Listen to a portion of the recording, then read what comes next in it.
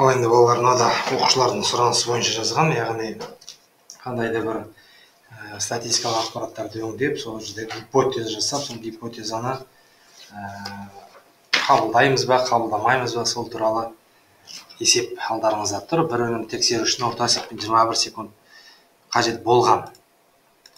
Енді жаңа жарықтандыру жүйесін орнатқан кейін кездейсоқ 50 өнімнің әрбір өнім тексеруге келген уақыт бойынша мынандай ақпараттар берілген екен. Жаңа жарықтандыру жүйесіндегі бір өнім тексеру уақытының ауытқуының ығыспаған бағасы, обязательно ығыспаған бағасы дегеннен S деген бірден еске түсіру керек. Осы мәнді есептеп, осыған байланысты көргеннен кейін түгел нөлдік және балам бөлшем жазыңдар. Одан кейін 5% маңыздылық деңгейіне гипотезаны тексеріңдер. Енді ең бірінші біз формула балалар ұмытып жататын болсаңдар, формулалар түгелі жеке бір парақ бойынша беріледі. Статистиканың және ықтималдықтар теориясының дисперсияның ығыспаған бағасы деген формула тұр. Ол S тең, былайша айтқанда екі формуласы бар. Енді мен үшін осы екінші слайд n бөлінген n-1. Одан жақшаның ішінде квадраттардың қосындысын, былайша айтқанда квадраттардың қосындысының орташаның квадратын алып тастау. Енді осыны есептейік. Бірінші орташасын тауып алайық. Енді бұл жерде есепте арнайы тұратын түгелінің тының қосындысы, яғни барлығын 111,07. Общий бізде білеміз бар. Мынау түгелінің қосындысы, біз орташасын табу үшін осыны 50-ге бөліміз.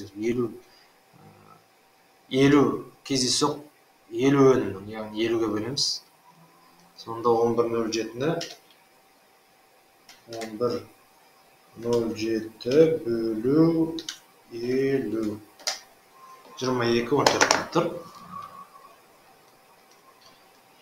Енді даже тіпті мынаны қараңдаршы, бұрын орташа есеппен 21 секунд болған. Қазір 50 рет таңдама жасаған түгел осы, бірақ орташасы 22,14. Яғни қазір біз біраздан кейін нөлдік гипотезамен болжама гипотезасын жасаған кезде қалай жасым? Мына жерде бірден автоматически бөліп тұрғаныңыздар. Нөлдік гипотеза ол бұрын орташа есеппен 21 секунд болған. Қазір альтернативті гипотеза уже біз 22 шығып тұр балалар, көрдіңіздер ме? Яғни мю 21-ден үлкен деп қабылдаймыз. Түсінікті? Міне мына гипотезаны қабылдаған кезде балалар екі жақты тест, бір жақты тест дейді. Осыған байланысты кейбір есептерде мысалы жазып тұрады, мысалы 21. Мынаны примерно айтайын мен. Мынау бізде оң жақты тест шығар.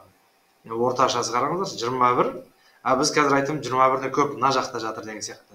Бұл бір жағын ғана алып кететін тест. 5% мына жерде 5% қалады, қалғаны кіреді деген сияқты. Ал егер де, допустим, мю тең емес 21 деп тұрса, балалар, міне орташасы 21 ғой. Біз онда екі жақты тест алушы едік. 21-дің жаңағы 5%, яғни 95% веріміз, қалғаны мына жағы мен мына жағын жеке есептеуші.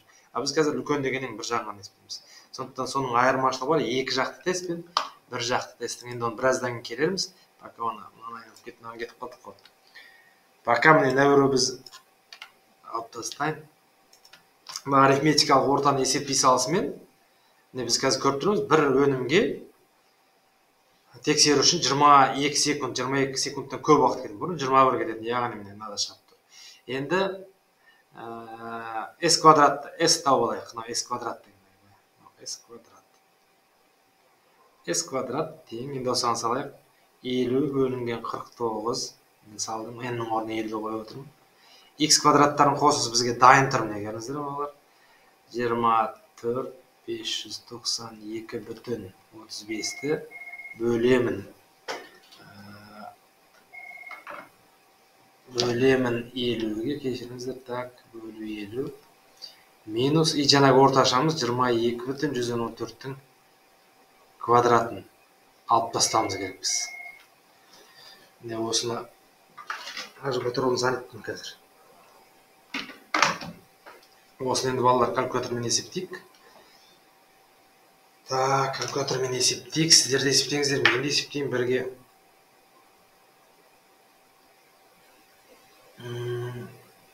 24 592 бүтін 35 бөлу 50 осыдан минустың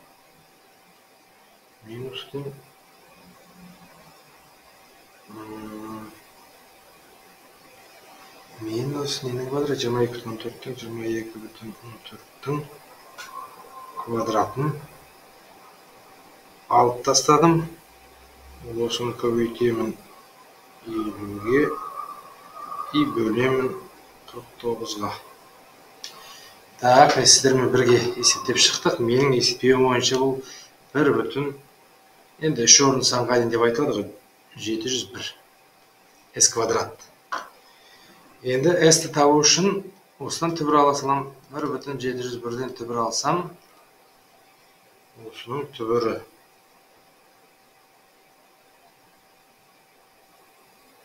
1 бүтін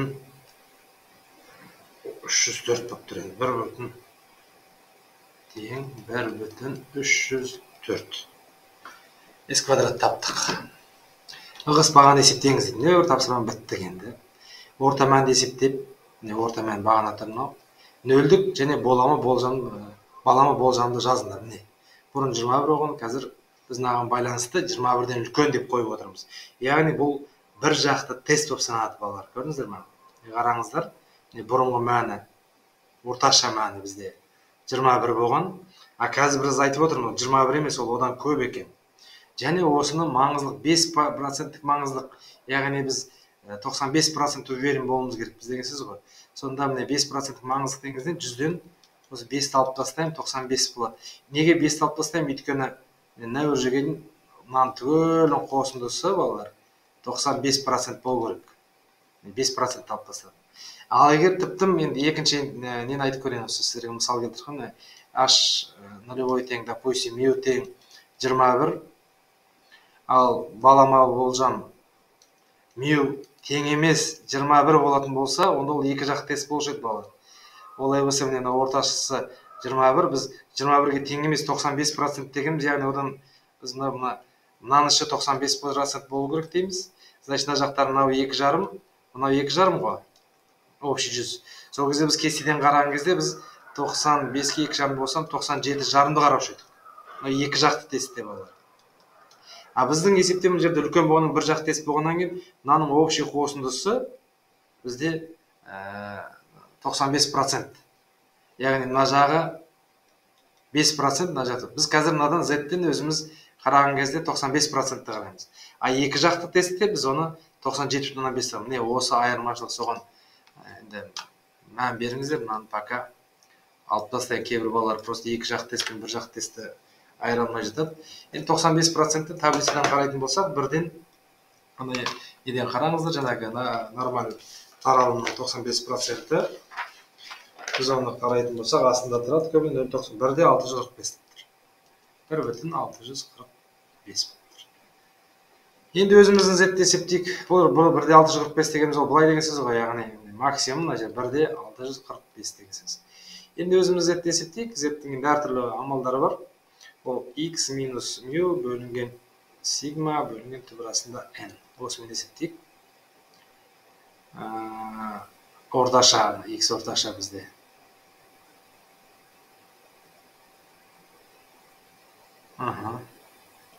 Мюміз қайда кетті бізде? Дұрыс. 22,14 минус бұрын 21 болған бөлінген сигма деген s бізде ол 1,304 болды. Бөлінген түбір астында n, түбір астында 50. 50 ғой бізде. Осыны есептейік. 22-ден 21-ден 1,114 бөлінген 1,304. Енді мына көбейтілген мына жерге түбір астында 50 дей салайын. Так, ал енді есептеп көрейік. Түбір астында 50-ді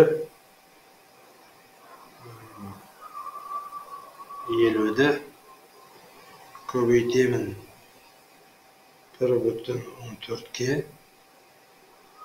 и бөлемін 1,304-ге. Солай ма болар?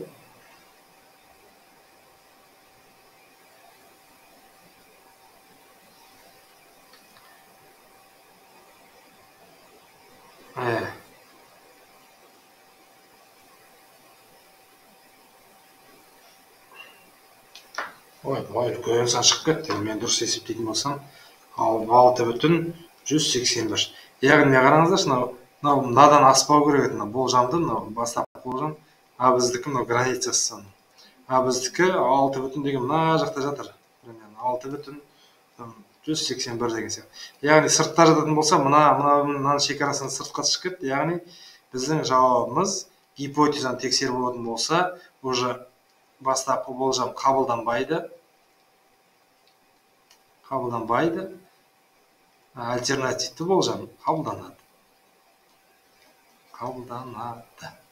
Не осылай болар. Осымен сабағымыз аяқталды.